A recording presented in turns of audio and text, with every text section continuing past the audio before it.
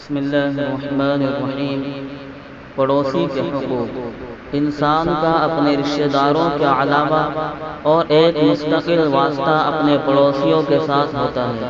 اسلام نے اس تعلق کو بھی بہت اہمیت دی ہے اور اس کے لیے مستقل اور مفصل ہدایتیں دی ہیں۔ قرآن مجید میں جہاں ماں باپ، میاں بیوی اور دوسرے رشتہ داروں کے ساتھ حسن سلوک اور اچھے برتاؤ کا حکم دیا گیا ہے، وہاں پڑوسیوں کے بارے میں بھی اس کی تاکید اور ہدایت فرمائی گئی ہے۔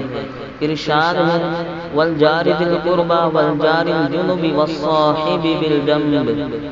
اس آیت میں 3 قسم کے پڑوسیوں کا ذکر ہے اور ان میں سے ہر قسم کے پڑوسی کے ساتھ اچھے سلوک کی ہدایت فرمائی گئی ہے۔ وَالْجَارِ ذِي الْقُرْبَى سے مراد وہ پڑوسی ہیں جن سے پڑوس کے علاوہ کوئی خاص رشتہ دار بھی ہو، اور وَالْجَارِ الْجُنُبِ سے مراد وہ پڑوسی ہیں جن کے ساتھ کوئی اور تعلق رشتہ داری وغیرہ کا نہ ہو، صرف پڑوسی ہی کا تعلق ہو، جس میں غیر مسلم پڑوسی بھی داخل ہے۔ اور وَالصَّاحِبِ بِالْجَنبِ سے مراد وہ لوگ ہیں جن کا کہیں اتفاقی ساتھ ہو گیا ہو، جیسے سفر کا ساتھی یا مدرسے کے ساتھی یا ساتھ رہ کر کام کاج کرنے والے۔ اس میں بھی غیر مسلم کی کوئی تخصیص نہیں ہے۔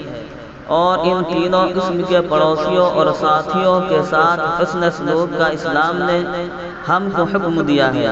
رسول اللہ صلی اللہ علیہ وسلم اس کی اس قدر سخت تاکید فرماتے تھے کہ ایک حدیث میں ہے، آپ صلی اللہ علیہ وسلم نے ارشاد فرمایا، جو شخص خدا اور یوم آخرت پر ایمان رکھتا ہو وہ اپنے پڑوسی کو کوئی ایذا اور تکلیف نہ دے۔ ایک دوسری حدیث میں ہے، حضور صلی اللہ علیہ وسلم نے ارشاد فرمایا، وہ مسلمان نہیں جو خود پیٹ بھر کر کھائے اور پہلو میں رہنے والا اس کا پڑوسی بھوکا رہے۔ ایک اور حدیث میں ہے، حضور صلی اللہ علیہ وسلم نے ایک دفعہ بڑے جلال کے ساتھ ارشاد فرمایا، خدا کی قسم وہ اصلی مومن نہیں، اللہ کی قسم وہ پورا مومن نہیں، واللہ وہ پورا مومن نہیں۔ عرض کیا گیا، حضور صلی اللہ علیہ وسلم کون پورا مومن نہیں؟ ارشاد فرمایا، وہ مومن نہیں جس کا پڑوسی اس کی شرارتوں سے امن میں نہیں۔ ایک اور حدیث میں ہے، حضور صلی اللہ علیہ وسلم نے ارشاد فرمایا، وہ آدمی جنت میں نہیں جائے گا جس کی شرارتوں سے اس کے پڑوسی امن میں نہیں۔ ایک اور حدیث میں ہے کہ کسی صحابی رضی اللہ عنہ نے حضور صلی اللہ علیہ وسلم سے عرض کیا کہ حضور صلی اللہ علیہ وسلم فلاں عورت کے متعلق بیان کیا جاتا ہے کہ وہ بڑی نمازیں پڑھتی ہے، بہت روزے رکھتی ہے اور خوب خیرات کرتی ہے، لیکن اپنی زبان کی تیزی سے پڑوس والوں کو تکلیف بھی پہنچاتی رہتی ہے۔ حضور صلی اللہ علیہ وسلم نے ارشاد فرمایا کہ وہ دوزخ میں جائے گی۔